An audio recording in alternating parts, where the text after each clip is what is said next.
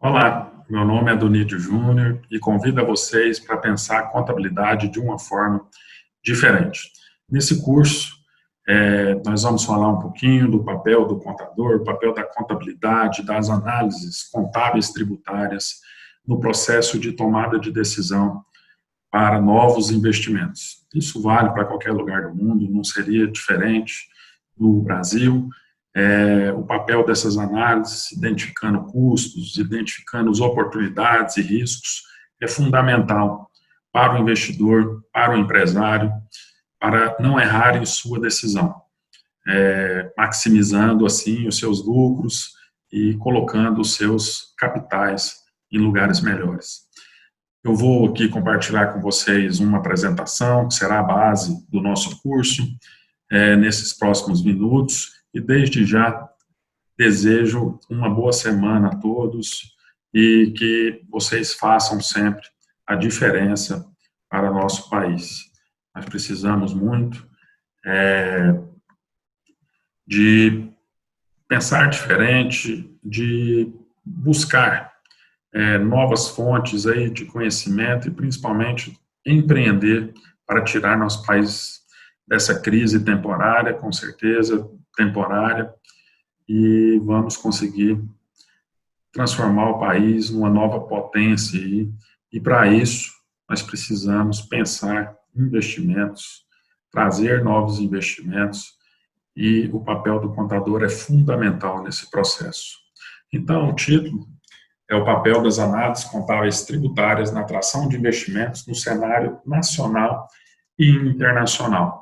Antes de entrar no assunto propriamente dito, queria me apresentar. Sou professor, além de ser professor, sou auditor fiscal há quase 22 anos no estado de Goiás. Como auditor fiscal, já exerci alguns cargos na administração pública, como delegado regional de fiscalização da capital de Goiânia. Já fui superintendente executivo da Receita Estadual até 2018. Após, fui superintendente executivo de desenvolvimento regional, mudando um pouquinho aí o foco, mudando de secretaria para Secretaria de Indústria, Comércio e Serviços. E atualmente estou como subsecretário de Atração de Investimentos e Negócios. Também já participei de alguns grupos nacionais, como Simplificação Tributária, como o SPED, como combate ao roubo e furto de cargas, mas hoje eu quero focar na parte de atração de investimentos e negócios. O nosso papel aqui no estado de Goiás é propiciar um ambiente de negócio que possa estimular investidores do Brasil e do mundo a virem empreender no estado de Goiás. E como isso é possível? É possível, primeiro, com um trabalho transparente, é possível com uma legislação clara, com desburocratização, com apoio ao investidor, apoio antes, durante e depois da realização desse investimento,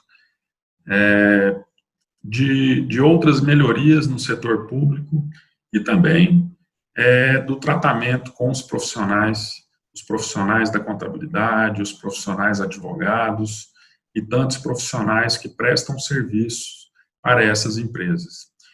E por que pensar diferente? Porque não são muitos profissionais de contabilidade que nos procuram, que exercem esse papel, que com certeza é do contador, de análise de custos, análise de cenários, deixam isso para outros profissionais sem alguma graduação, só porque tem alguma afinidade com o assunto.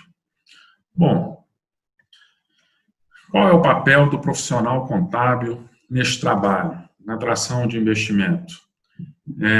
Essa frase eu utilizo muito, tanto para as empresas, quanto para os seus consultores, até para embaixadores, quando nos procuram para falar um pouco de atração de investimentos. Eu sempre digo que para uma empresa dar certo, um investimento dar certo, é necessário muito conhecimento. Conhecimento de mercado, conhecimento de legislações, conhecimento de custos, conhecimento da economia local, da mão de obra, da capacitação, da tecnologia. Por quê? trazendo para Goiás, por exemplo. Hoje, Goiás, até pelos seus produtos gerados aqui, né, a riqueza gerada, muito focado no agronegócio, é muito fácil prospectar um investimento de biodiesel, por exemplo. Biodiesel é um produto proveniente do esmagamento de soja, e Goiás é um dos 3 maiores produtores de soja do país, e o país é o maior produtor de soja do mundo. Então, aqui produzimos muita soja, tanto que exportamos bastante aí para outros países, principalmente para a China. Então, trazer um investimento de biodiesel para cá é fácil. Eu tenho um produto abundante, que não é o mais caro no mundo, porque nós produzimos aqui e o consumo será aqui. É muito mais barato fazer isso do que colocar dentro do navio, mandar para a China, passar semanas. Aí tem algumas questões alfandegárias, porto, taxas, o que encarece esse produto. Mas nós temos esse produto aqui e às vezes a gente consegue transportar da própria propriedade rural para essa empresa de biodiesel, percorrendo aí poucos quilômetros. Então, isso gera competitividade. Nós vamos ter um menor custo para isso. E temos aqui também muita tecnologia para fazer esse biodiesel. Goiás, os centros de pesquisas goianos já sabem como extrair o biodiesel proveniente da soja. Assim como sabe também extrair o óleo de soja da soja, como sabe criar o etanol a partir da cana-de-açúcar e do milho. Mas, e se a gente quiser montar uma fábrica de foguete, assim como a SpaceX recentemente lançou um foguete na órbita da Terra, trazer isso para Goiás? Vai ser barato? Vai ser caro? Temos aqui tecnologia suficiente? Temos mão de obra especializada? Para importar essa mão de obra, vai ser barato? Vai ser caro? Com o dólar do preço que está? Com o câmbio, né, do jeito que está, se a gente quiser trazer essa mão de obra de outros países. Nós temos os produtos necessários aqui para montar, ou todos vão ser de importação. Por isso que eu digo que antes da gente fazer uma missão aeroespacial a partir de Goiás, nós precisamos de análises. Esses cenários são feitos talvez por grupos multidisciplinares, um economista, um contador, um advogado, para ver a parte jurídica. Mas quem é o profissional que melhor identifica esses custos, as legislações, o preço de se fazer? É o profissional contábil. Então, somente após análises aprofundadas em legislações, identificações de custos e outras oportunidades, um investidor tomará a decisão correta de investir. Em que investir e onde investir. Então, vejam que não é uma decisão. Bom, eu quero montar uma usina de biodiesel. O biodiesel, como sabe, hoje é misturado no diesel, propriamente dito, aquele que vai no caminhão. Hoje já passa de 10% essa mistura, ela deve chegar a 15% em poucos anos. E o biodiesel está sendo cada vez mais utilizado, inclusive um grande potencial de exportação. Bom, o que eu tenho que estudar para identificar onde é melhor para eu colocar o meu dinheiro ou o dinheiro de um investidor que me contratou? Além do que a gente falou da facilidade de ter a soja aqui em Goiás, assim como no Mato Grosso do Sul principalmente, será que é correto eu levar essa usina lá para Manaus? Amazonas tem uma grande produção de soja? Não tem. Mas lá tem benefícios fiscais? Tem. Mas lá em Goiás também temos benefícios fiscais. E outra, esse biodiesel vai ser distribuído aonde? Onde está o mercado? O mercado está lá no Sudeste. Então, qual que é o custo de transportar esse biodiesel pronto lá para o Sudeste? Então, se eu monto essa operação lá em Manaus, eu tenho que levar a soja do Centro-Oeste para o Amazonas, e quando o biodiesel está pronto, eu tenho que levar o biodiesel do Amazonas para o mercado, principalmente no Sudeste, no eixo Rio-São Paulo ali principalmente. Então, tudo isso, eu já estou analisando alguns cenários para definir o que vai ficar mais barato e, além do que vai ficar mais barato, o que eu vou ter uma logística facilitada. Se me ligam aqui de Goiás, quer dizer, se me ligam em Goiás, um cliente de São Paulo que precisa desse biodiesel amanhã, eu consigo entregar. São 1.000 quilômetros, um dia de viagem, eu consigo entregar. E se essa pessoa me liga e eu estou lá em Manaus com o meu produto, eu consigo entregar com um dia? Não, vou conseguir entregar com 2, 3 dias, 4 dias, dependendo das condições logísticas, condições de rodovias. Tudo isso tem que entrar num projeto de investimento. Esse projeto é fundamental e somente pessoas capacitadas, pessoas entendedoras podem fazer. Esse projeto, chamado projeto de viabilidade econômica, ou um projeto tributário e contábil para entregar para esse investidor, para a sua tomada de decisão. Bom, reiterando então esse papel do contador, o papel do profissional contábil, toda informação contábil é de suma importância. A gente sabe, né, a gente aprende desde da nossa faculdade que a informação contábil ela tem vários usuários. Tem o próprio investidor, tem os meus fornecedores, tem até meus credores, tem meus clientes, meus financiadores. Eu vou precisar de dinheiro no banco. O que é a primeira coisa que o banco vai pedir da minha empresa para ver se vão liberar esse crédito para mim? Vão pedir as minhas informações contábeis. Qual é a minha capacidade de gerar lucro? Qual que é o valor do meu capital? Qual que é o indicativo do meu balanço? Tudo isso o banco vai pedir, e pedem, para identificar se eu tenho risco de ser um mau pagador ou se eu tenho fluxo financeiro suficiente para pagar minhas parcelas nas datas corretas. Além disso, instituições governamentais, o próprio fisco, de todos os níveis, associações e sindicatos, os empregados, controladores, acionistas, administradores da própria entidade e outros públicos também dependem dessa informação contábil. O contador é visualizado como peça-chave na tomada de decisões, como eu disse. Com isso, levar à sociedade o conhecimento e estratégias que possa aplicar ao investimento realizado, investimentos esses que não são realizados de forma correta, justamente pela falta de informação. Então, eu decidi, porque eu moro em Manaus, montar uma usina de biodiesel perto da minha casa, mas isso vai dar um custo para a minha operação muito maior e um maior risco, inclusive, do que se eu montasse aqui no Centro-Oeste, principalmente por causa do meu insumo, dos benefícios fiscais e da mão de obra qualificada para isso.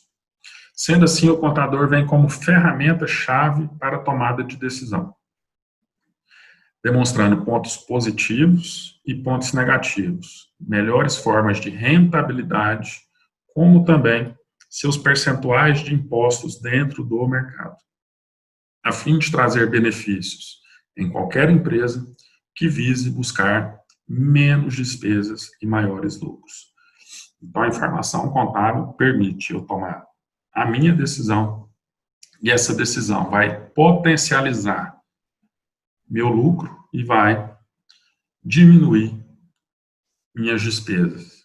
Isso é tudo que o mercado quer, isso é tudo que o investidor espera ao colocar seu dinheiro no mercado. Bom, falando um pouquinho, então, das práticas governamentais para atração de investimentos, o que o governo pratica e o que o contador esse profissional, esse consultor vai procurar em cada estado, falando ainda a nível de Brasil, vai buscar em cada estado para verificar a melhor localização para colocar esses investimentos. Na Secretaria de Indústria, Comércio e Serviços, a gente recebe dezenas de investidores por semana. Tem certos ramos de atividade ou certas cadeias que a gente já sabe que não vai ganhar, principalmente se for bem feita a prospecção. Por exemplo, temos alguns ramos industriais que necessitam muito do gás natural como insumo. Uma fábrica, por exemplo, de vidro, que vai fazer aquelas garrafinhas para cerveja, né? Quem não gosta de uma cerveja? Então, essa fábrica dessa garrafa precisa muito de um combustível chamado gás natural. Ele é mais barato, gera um calor suficiente para queimar aqueles insumos e, no final, gerar essa garrafa. Em Goiás, ainda não temos gás natural disponível para esse tipo de fábrica. Tem estado no Brasil, apesar da carência que temos aqui no Brasil, tem estados que têm esse gás natural. Então, o que é uma boa política de atração de investimentos? É o estudo que nós estamos fazendo, por exemplo, para, antes de tentar trazer essa fábrica de garrafas, a gente tente trazer uma distribuição via gasoduto desse gás natural em Goiás. Isso completaria a nossa cadeia. Além dessa análise de mercado, que é um papel de governo principalmente, identificar os furos que tem em certas cadeias, o Estado também oferece uma cesta de produtos, isso em todos os estados, em quase todos os países, uma cesta de produto para alavancar a sua industrialização e o seu desenvolvimento. Então, falando de Brasil, nós temos em diversos estados, e cada estado tem o seu programa diferente, incentivos com pesquisas e desenvolvimento. Então, eu tenho recursos financeiros para as pesquisas, eu tenho mantidos pelo governo centros tecnológicos, parques tecnológicos, universidades com foco na ciência, para eu ter aquela inovação, aquele desenvolvimento para poder atrair uma empresa. No caso que eu falei mais cedo, eu poderia, em Goiás, ter um financiamento público em muita pesquisa aeroespacial, se eu tivesse como foco trazer uma indústria para fazer um lançamento de foguete, como a SpaceX. Bom, Goiás, por exemplo, ele não tem essa pretensão ainda. Aqui a gente tem muita pesquisa e desenvolvimento para o lado do agronegócio e para o lado automobilístico. Nós temos grandes indústrias automobilísticas em Goiás e temos um agronegócio muito forte que corresponde a um belo percentual do seu PIB. Então aqui a gente estuda nesses centros tecnológicos, nessas universidades, produtividades, nós estudamos controle de pragas, nós estudamos formas de utilização desses produtos, um melhor rendimento na indústria, uma maior mecanização, tanto no campo quanto na indústria, formas de distribuição desse produto, isso tudo com incentivos com pesquisa e desenvolvimento, que vai facilitar a vida desse investidor. Vários estados, não todos, têm também a política dos distritos industriais, que talvez foi a primeira grande política pública de atração de investimentos no mundo. Isso nasceu na época de 1970. Então, nós temos esses distritos industriais que o governo faz toda uma estrutura, uma infraestrutura de água, energia elétrica, saneamento e fornecimento de áreas para que indústrias se instalem no seu estado, inclusive gerando uma forma que várias indústrias estejam perto uma das outras, tendo uma facilidade de compra e venda ali de insumos. Então, eu tenho uma fábrica de medicamentos, e ao lado eu vou ter uma fábrica de embalagem. Do lado dessa fábrica de embalagem eu tenho uma empresa logística para fazer a distribuição do meu produto. Então, tudo isso nesses distritos industriais é pensado dessa forma para dar uma otimização no setor e uma melhor distribuição desses produtos. Quase todos os estados também têm políticas de incentivos fiscais. Esses incentivos fiscais, às vezes, muito utilizados no Centro-Oeste, no Nordeste, são utilizados como políticas de desenvolvimento regional. Por quê?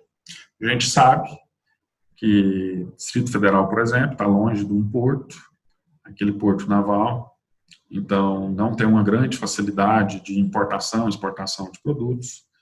A gente sabe que o mercado consumidor hoje no Brasil está muito perto, é muito concentrado no Sudeste. Então, como que uma indústria vem para o Distrito Federal? Uma indústria de escala nacional, lógico, que é uma indústria que ela visa ali só o mercado do Centro-Oeste, ela tem total interesse de vir e viria mesmo sem os incentivos fiscais. Mas uma grande indústria, por que ela vem para cá?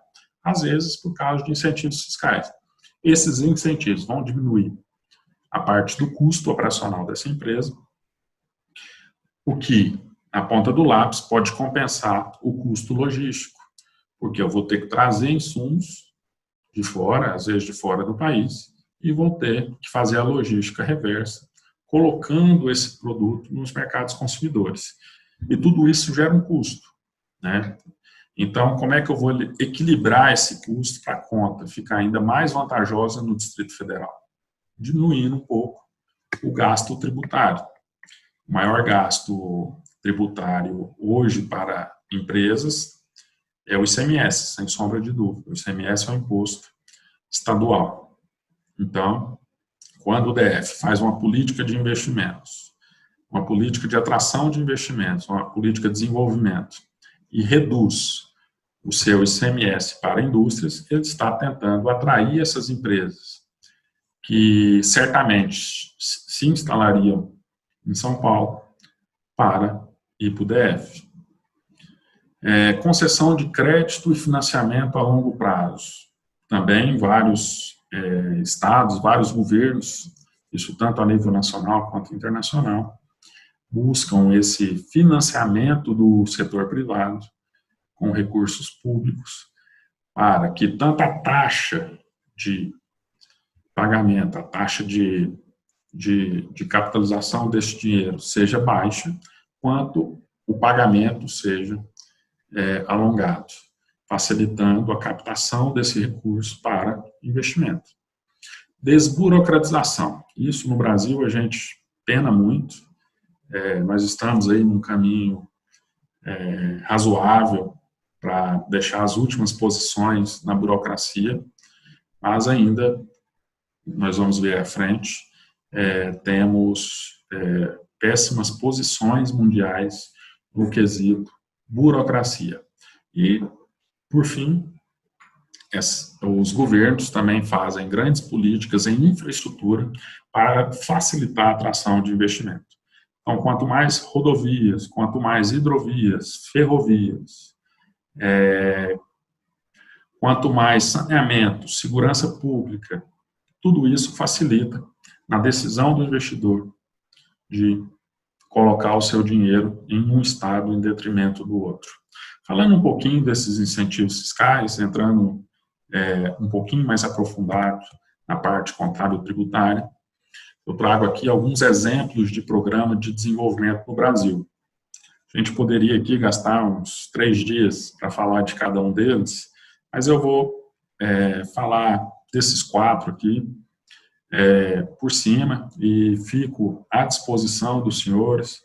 Eu passei aí há pouco o site do meu LinkedIn, ou aqui embaixo vocês podem me achar aí no Instagram, e a gente pode discutir aí depois sobre cada um desses programas de desenvolvimento que a gente, como atração de investimentos, e há poucos anos, quando eu estava como superintendente executivo da Receita Estadual no estado de Goiás, a gente sempre fazia as nossas comparações para ver, nosso programa está competitivo, a nossa renúncia está muito alta, está compensando o valor da nossa renúncia com a atração de investimentos para o nosso Estado. Isso tudo é um trabalho que tanto a administração tributária faz, quanto a parte de desenvolvimento do Estado.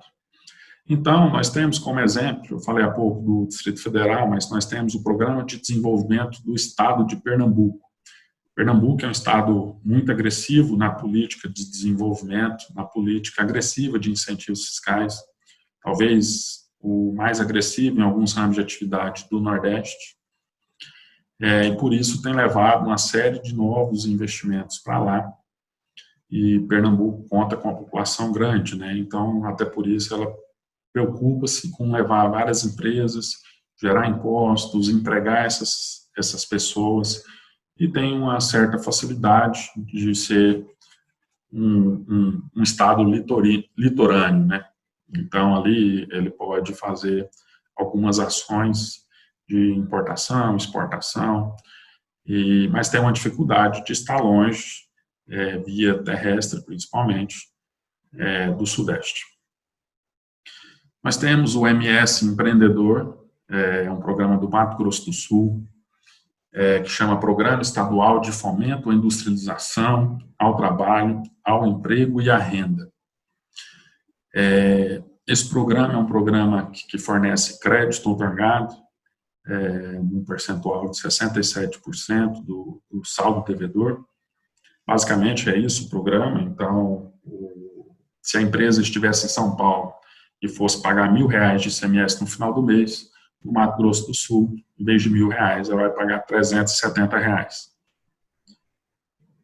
R$330, desculpa, 67% de crédito otorgado, 33% de pagamento, 330. Aí os 670 é lucro para a empresa?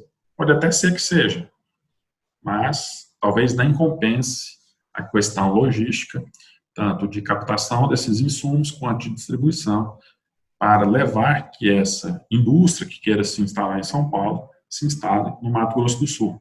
E esse programa do Mato Grosso do Sul é interessante, que depois da lei complementar, que convalidou os incentivos, os benefícios fiscais e o convênio 190, ele foi copiado por 2 estados da região centro-oeste, tanto por Goiás quanto pelo Distrito Federal.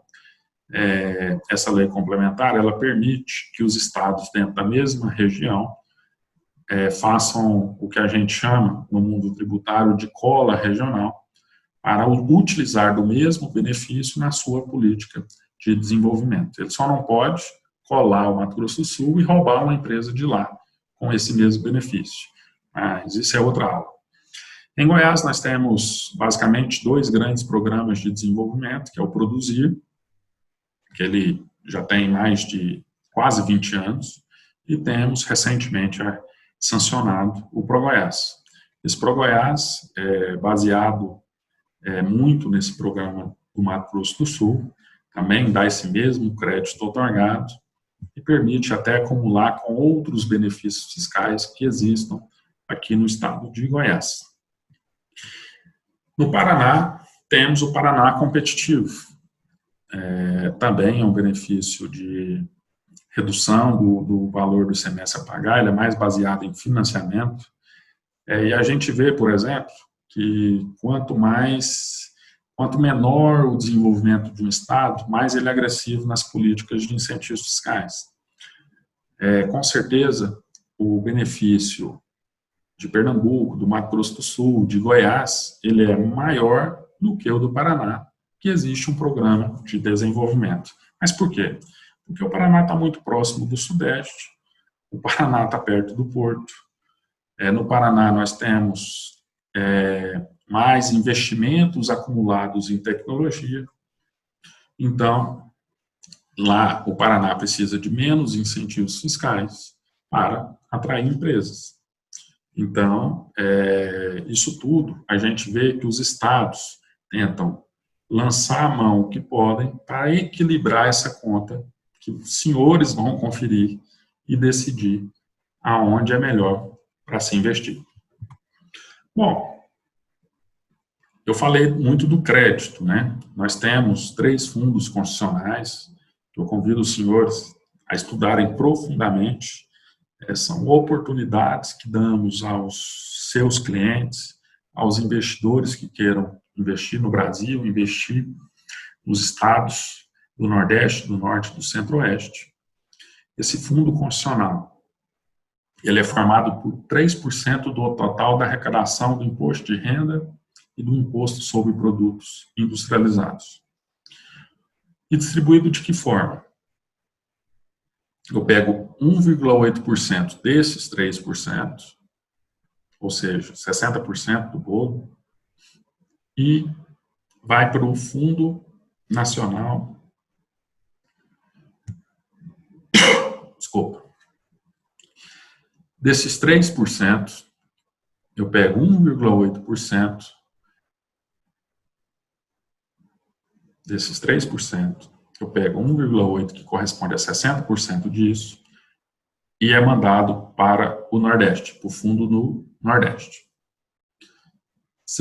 Do resto que sobra, do 1,2% que sobra, 0,6% vai para o fundo do Norte, Fundo Constitucional do Norte, e 0,6% para o Fundo Constitucional do Centro-Oeste, o famoso FCO. O que se faz com esses recursos? Eu dou ele para a empresa? Não. Ele não é dado para a empresa. Ele é cedido em forma de financiamento e os juros são parcialmente pagos pelo próprio fundo. Então, uma empresa que queira se instalar em Goiás, vou sempre falar de Goiás aqui para vocês virem muito para Goiás. Então, quando uma empresa quer se instalar em Goiás e precisa de capital, ela vai até nosso agente de crédito e fala, é um investimento de 50 milhões, eu tenho 30 milhões de recurso próprio e 20 milhões eu quero acessar a esse programa que é o FCO. O que ela vai ter que fazer? Uma garantia real nessa dívida, e vai ser oferecida para ela uma taxa de juros barata, em torno de 6% a 7% ao ano, uma carência inicial aí de até 2 anos e mais 9, 10 anos para pagar.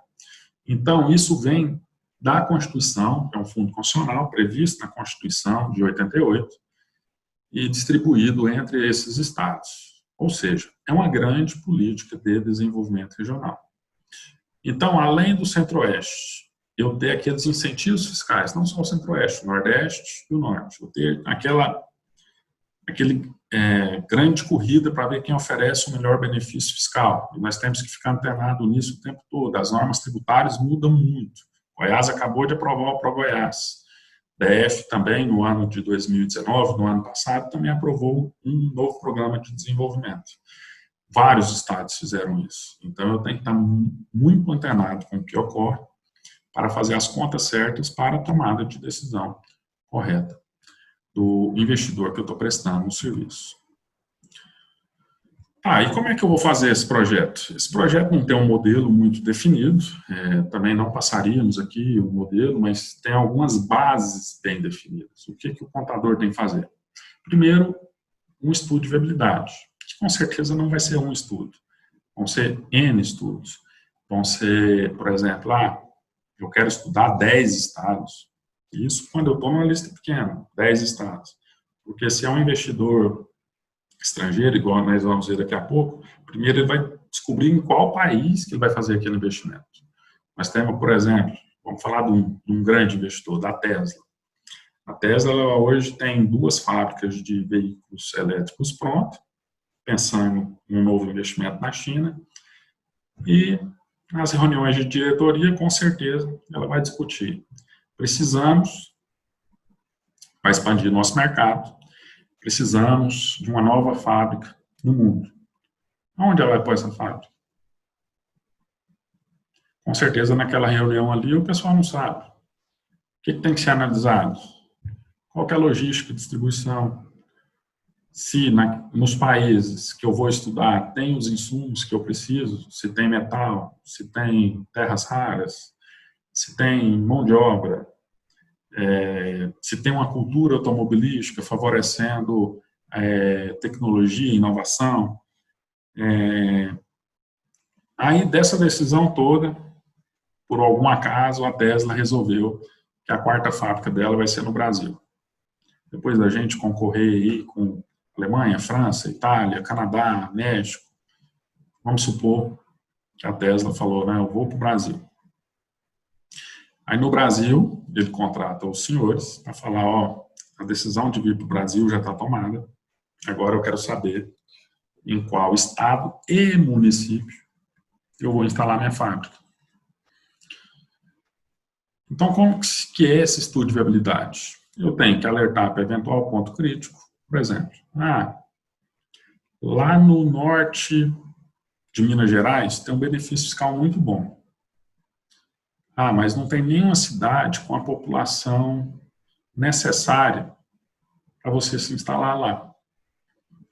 Então, nós vamos acreditar nesse projeto lá, vamos talvez levar uma mão de obra própria para lá, ou é melhor a gente procurar uma outra situação, um grande centro urbano que comporte a sua fábrica. Eu vou apoiá-lo durante a implantação, impedir de cometer desvios e erros e reforçar o sucesso. Por muito que a ideia seja promissora, não deve descurar um estudo econômico, financeiro, objetivo e aturado, onde todos os eixos, vários indicadores sejam feitos. Se eu quero ir para um distrito industrial, se eu tenho necessidade de financiamentos, se eu tenho uma política de incentivos fiscais, se eu tenho infraestrutura, se eu tenho mão de obra, investimento em tecnologia, tudo isso eu tenho que pôr no papel, quantificar quanto que eu vou gastar a mais ou a menos em cada situação, um cenário a médio e longo prazo, para a tomada de decisão dos meus superiores. Eu recebi recentemente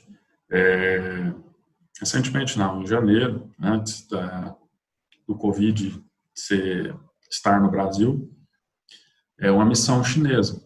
Eles foram em 8 estados.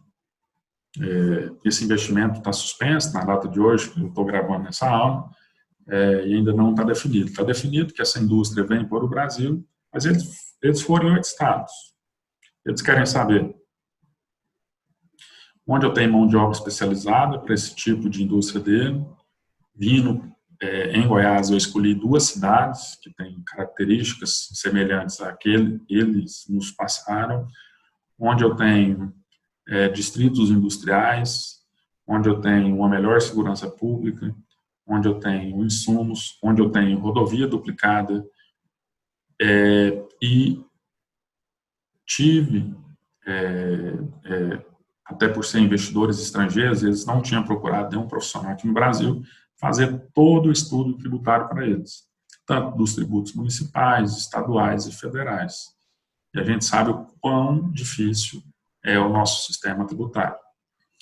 Então, com certeza, agora está suspenso por causa do problema da pandemia, mas eles devem estar lá estudando o que é ICMS, o que é imposto de renda, o que é lucro real, lucro presumido. Eu tenho até dó deles lá, porque lá é muito fácil a tributação na China.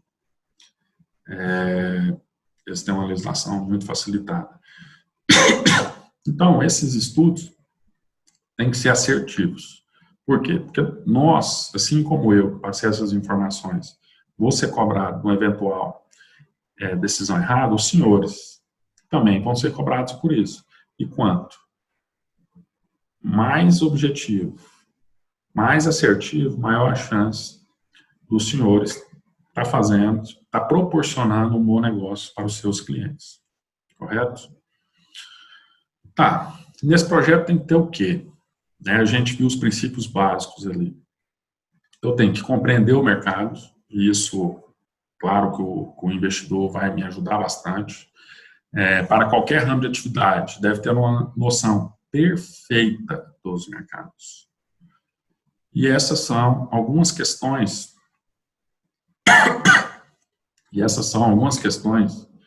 que se deve colocar e tentar responder durante a elaboração desse nosso material. Quem são meus concorrentes?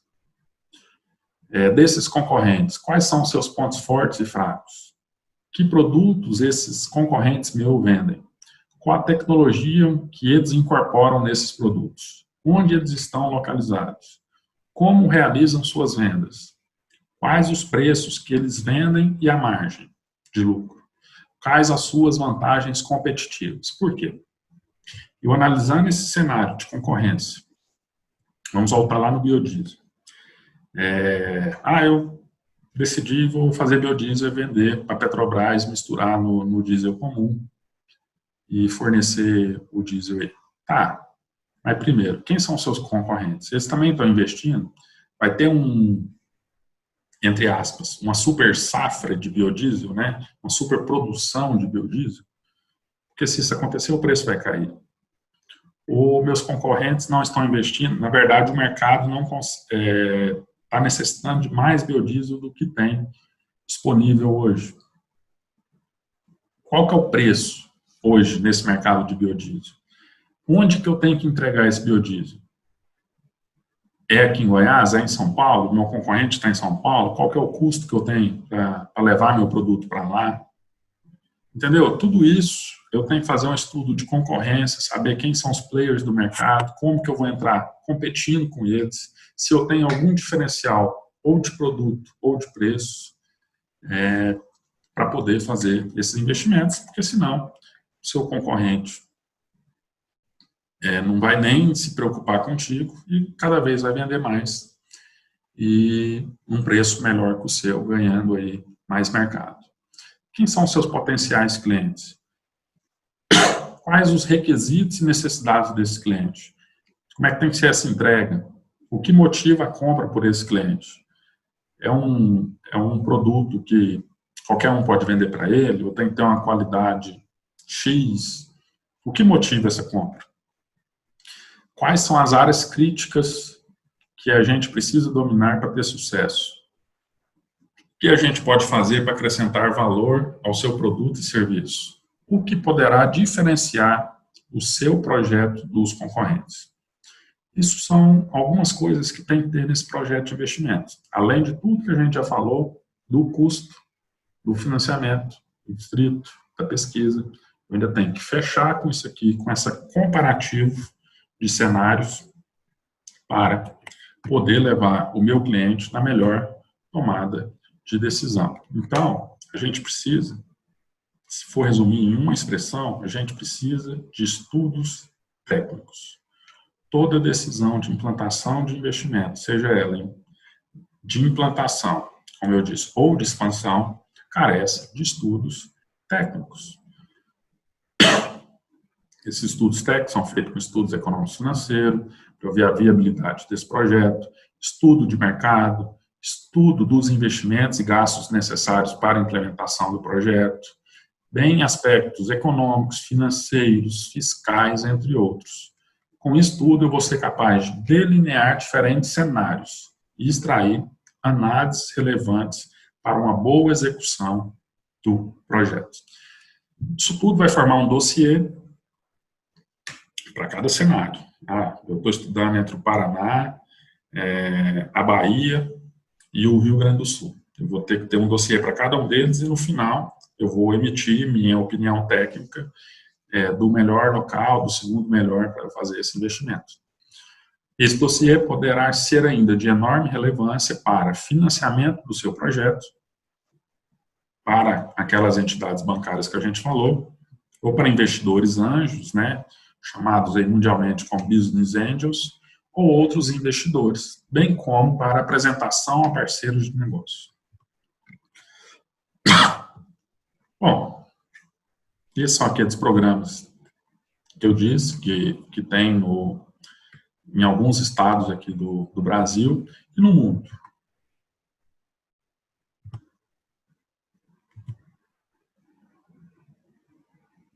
E no mundo? Por que a China cresce tanto economicamente? Bom, ano passado, a China teve um crescimento de 6,1%, 6,1%, e foi tido como um péssimo crescimento chinês. Se a gente tivesse 2,1% no Brasil, a gente estaria comemorando, correto? 6,1. E por que ela cresce tanto, desde ali do final dos anos 2000 até hoje, ano a ano batendo? Primeiro, nós temos que ver um cenário que na China a gente tinha uma população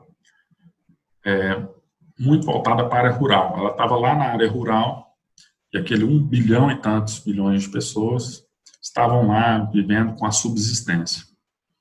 Quando começou os investimentos do próprio governo nessa atração de indústrias, aumentou muito o próprio consumo da China, que a população, aí sim, veio o êxodo rural e foram para as cidades e formaram ainda mais grandes cidades.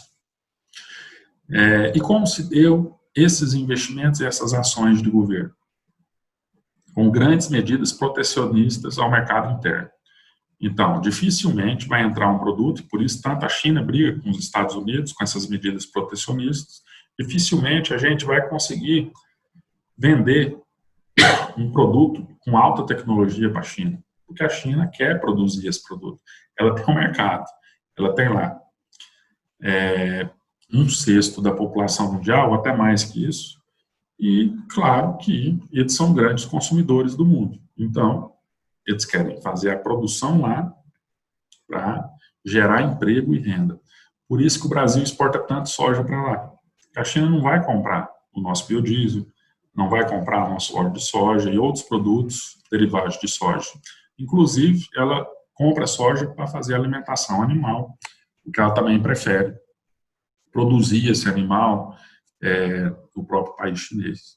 Então, essas medidas protecionistas são feitas com base em regras alfandegárias. Então, se eu quero exportar um celular para a China, ela vai me tributar, sei lá, em 50%, sendo que ela produz um celular com a mesma tecnologia, que vai ficar mais barato. Então, o chinês vai ter que comprar o celular feito lá.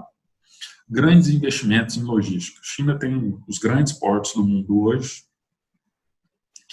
O país é todo recheado de rodovias, ferrovias, hidrovias. Tem grande logística tanto para importação, quanto para exportação, quanto distribuição desses produtos. E o próprio investimento logístico gera empregos. Tem políticas públicas de Estado e não de governo. Políticas públicas que percorrem anos, tudo que nós precisamos aqui no Brasil. Capacitação pessoal, ela investe muito em capacitação, tanto que a ciência chinesa vem evoluindo muito. E tem uma mão de obra abundante. E uma grande desoneração fiscal ao capital externo. E eu acrescento aqui um grande ponto, que é uma grande desburocratização de mercados. A gente vai ver agora, portanto, que o Brasil é atrasado nessa desburocratização e também na desoneração. Tem um estudo mundial feito pelo Banco Central, que analisa 190 economias pelo mundo, chamado o gasto para se empreender no mundo, né? E eu pego aqui desses indicadores 2 que falam muito nesse momento de atração de investimentos, que é abrindo o seu negócio, que é o custo para abrir o negócio. Aqui não é o custo tributário, não é o custo em taxas, não. É o custo que eu tenho com profissionais, com elaboração de documentos, com tempo, tudo isso é mensurado. E dessas 180 economias no mundo, o Brasil está aqui no número 138. Porque é muito demorado abrir uma empresa, muito caro abrir uma empresa, muito burocrático abrir uma empresa, por mais que o governo tente, ano após ano, desburocratizar isso. Mas pior do que esse indicador, e um tão relevante quanto, ou mais relevante, é o custo para se pagar tributos. Mais uma vez, aqui não é o custo tributário. Nosso custo tributário é, sim, mais alto que a China, mas o custo para se pagar impostos decorre da quantidade de impostos que temos, da quantidade de obrigações acessórias que temos, da quantidade de guias que temos, do litígio administrativo e judicial que o Brasil tem. Isso o transforma entre um dos 10 piores países do mundo nesse indicador de pagamento de impostos. A China, com quase todos esses indicadores, em conseguir crédito, em eletricidade, em logística, pagamento de impostos, ela está sempre entre os 10 primeiros do mundo. Então, o Brasil, até por isso, precisa melhorar as suas posições no cenário mundial, para ter um maior potencial nessa atração de investimentos e ter o mesmo boom econômico que a China teve. Você tem uma ideia, no Brasil a gente gasta uma microempresa para pagar impostos 1.501 horas, entre gerar guias, preencher declarações acessórias, transmitir essas declarações, entrar com um processo administrativo. O estudo é padronizado mundialmente, o estudo é feito da mesma forma em todos os países do mundo. Aqui a gente gasta 1.500 horas, sendo com a média da América Latina, e na América Latina se inclui o Brasil, poderia ser menor se o Brasil não estivesse lá, é de 317 dias. E nos países em desenvolvimento, os pertencentes ao OCDE, 159 dias, sendo que a China se gasta 50. Aqui é horas, desculpa, tá? É 317 horas na América Latina, na OCDE 159 horas. E na China, 50 horas. A gente vê a diferença. Isso é a desburocratização. Nós temos concorrentes na América do Sul? Temos, e cada vez mais fortes. Nós temos aqui 2 exemplos. Um no Paraguai, que está levando vários capitais brasileiros para lá.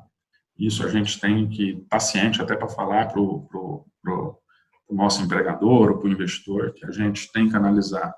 Se ele quiser vir para a América do Sul, não só o Brasil, como outros países, aí a gente tem que saber um pouquinho da legislação tributária, um pouquinho não, tem que saber muito, da legislação tributária do Paraguai, da Bolívia, que esses 2 são os países que mais têm captado recursos para novas fábricas. Esse aqui, ó, diz que brasileiros abrem 7 de cada 10 indústrias do Paraguai. Então, de cada 10 indústrias que estão se abrindo lá, 7 são brasileiras, estão abrindo filiais lá. O que levou até o Senado Federal montar uma comissão para avaliar essa migração de empresas brasileiras para o Paraguai. Lá, quais são as vantagens que eles têm? Encargos trabalhistas muito pequenos. A gente sabe que aqui tem uma oneração de mais de 100% sobre a folha salarial. O custo energético lá é muito baixo, até por causa do acordo que o Brasil fez pela Itaipu. Lá a energia elétrica fica muito barata para eles. Uma baixa tributação, pouquíssima burocracia e uma mão de obra ainda mais disponível que no Brasil. Lá é um país ainda mais pobre que o Brasil, então lá eu gasto menos com a mão de obra e, inclusive, com os encargos. Pronto, para terminar esse nosso bate-papo, esse nosso curso, vou trazer aqui um exemplo, como é que seria a nossa atuação. Esse é um exemplo real, não vou trazer aqui nome de empresa nem nada, mas um exemplo real, de uma empresa que tomou a decisão de vir para a América do Sul, até porque, no momento que ela tomou essa decisão, a América do Sul iria ser a próxima região do mundo com o maior número de casos de Covid. E essa empresa chinesa, ela produz respiradores para a UTI. Então, ela começou a fazer prospecção se iria montar uma unidade comercial de distribuição ou no Uruguai, dentro de uma zona franca, ou no Brasil, em Goiás. Nossa, mas importação em Goiás? Por que Goiás?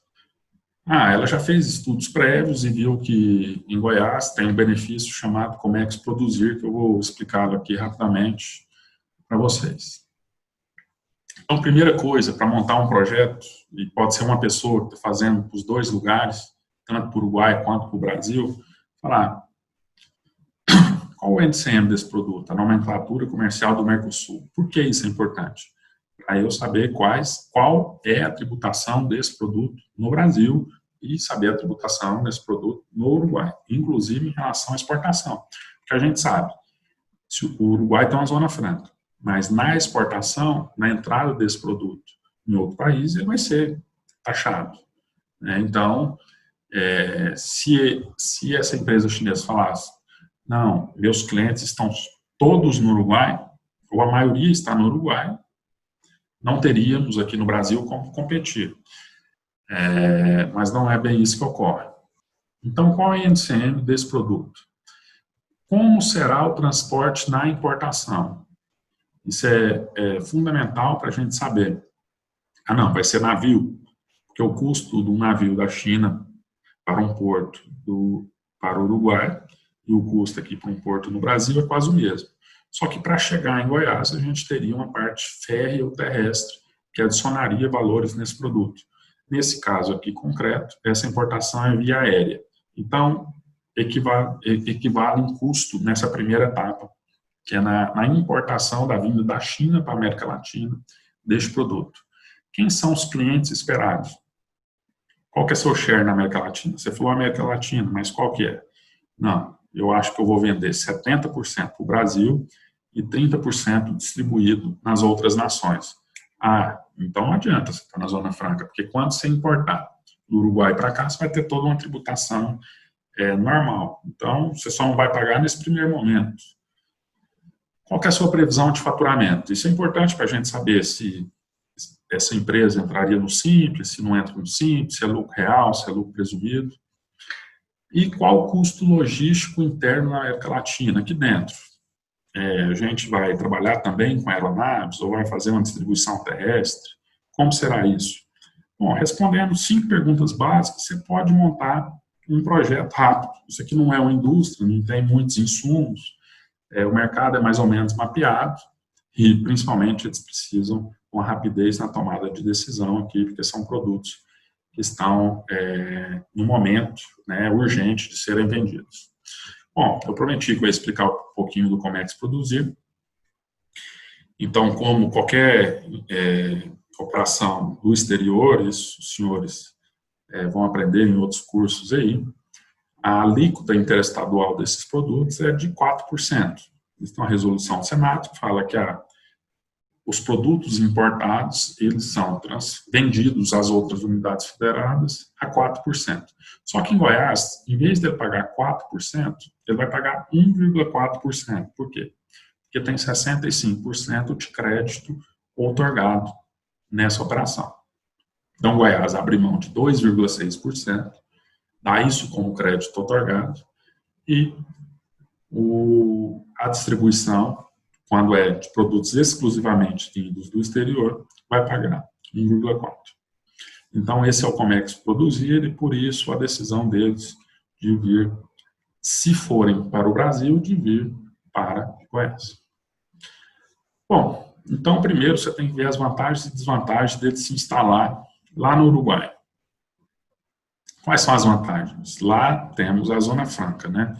O governo garante os benefícios estabelecidos pela lei da Zona Franca por todo o período do contrato com o operador, isenção dos impostos nacionais existentes ou a serem criados. Todas as mercadorias que ingressam na Zona Franca são isentas de impostos e taxas alfandegárias, isenção de contribuições para a Previdência Social dos profissionais expatriados, não há restrição à circulação de divisas, sem restrição de tempo para produtos armazenados. Aí tem a legislação, a referência. E qual que é o gancho aqui? Esse é um trabalho que nós fizemos de dificuldade. Lembra que eles falaram aquele alto percentual de 60% a 70% das operações serão feitas no Brasil? Quando ele entrar no Brasil, ele vai ter que pagar 100% do ICMS.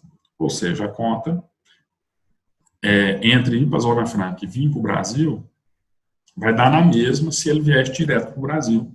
Sendo que aqui no Brasil, além dele ter o Comex Produzir, ele tem uma facilidade de logística maior. Se eu quero mandar para São Paulo, eu mando com um dia. Se eu quero mandar do Uruguai para São Paulo, eu também posso mandar com um dia, mas tem que passar em alfândega, Receita Federal, Polícia Federal, isso pode atrasar meu processo de entrega do meu produto.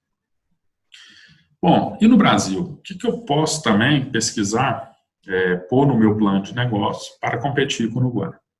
Bom,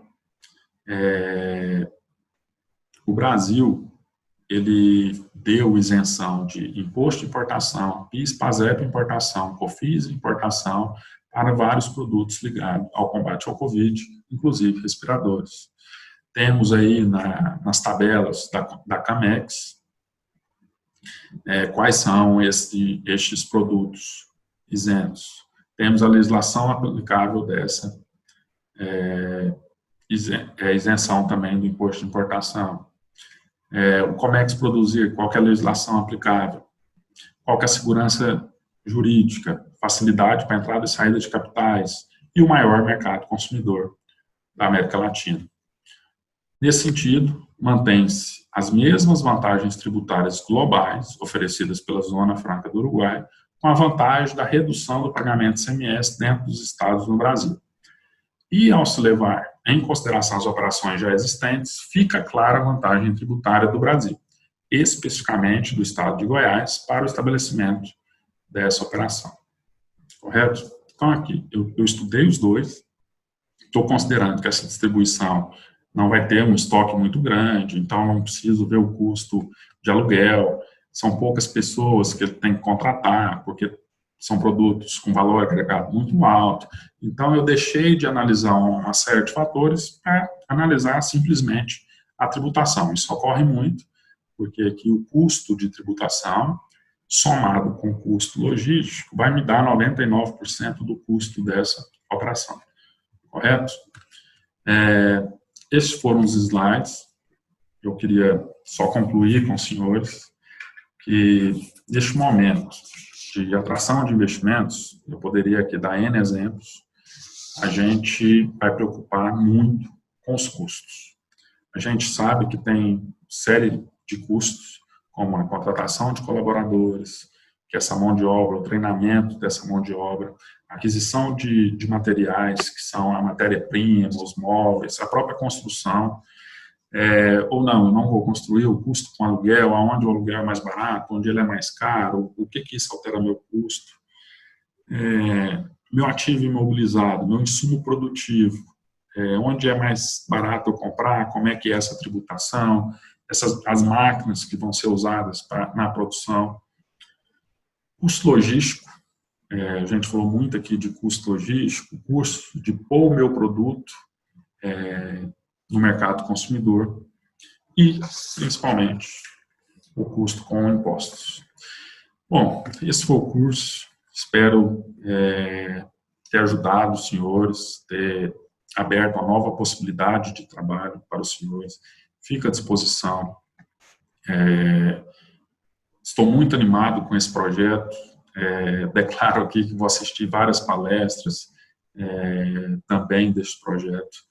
Desejo aí uma vida profissional muito boa, uma semana abençoada para todos.